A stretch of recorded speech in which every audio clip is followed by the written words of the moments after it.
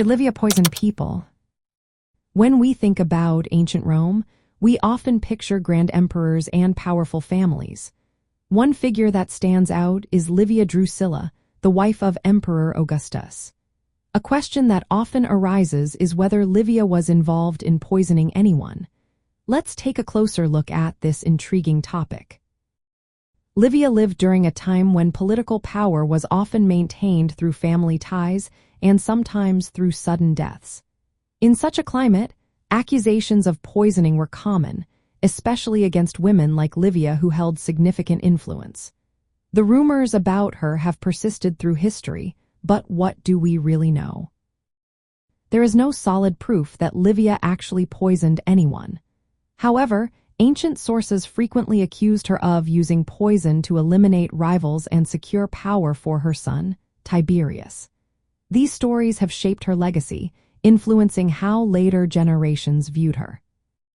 In ancient Rome, poisoning was seen as a cowardly and dishonorable method of killing.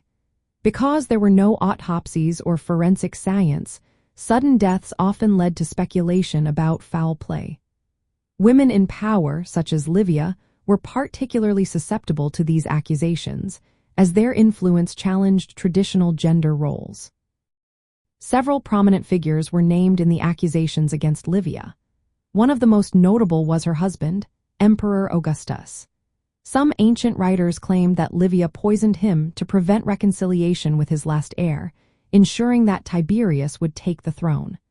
A colorful tale suggests that Augustus only ate figs from his own garden, and Livia supposedly poisoned those figs.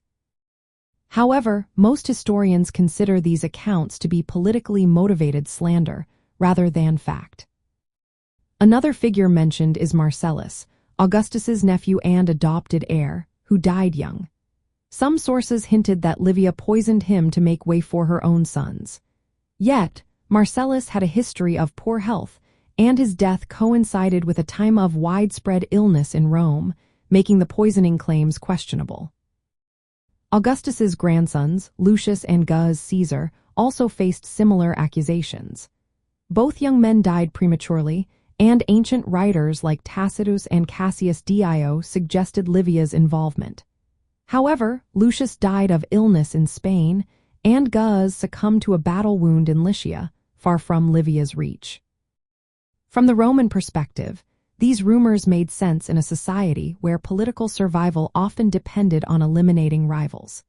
Livia's unusual power as a woman in a male-dominated world made her a target for suspicion.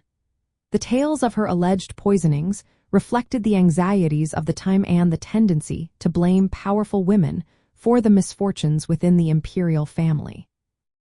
While there is no definitive evidence that Livia poisoned anyone, the persistence of these stories in ancient texts shows how Romans explained the deaths of young heirs and the emperor himself.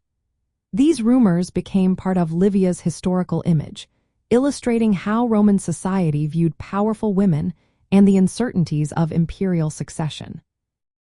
In summary, Livia Drusilla was widely accused of poisoning in ancient Rome, but these claims lack clear evidence.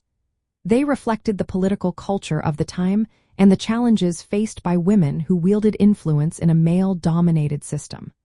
The stories about Livia's alleged poisonings remain a vivid example of how rumor and reality intertwined in the lives of Rome's elite.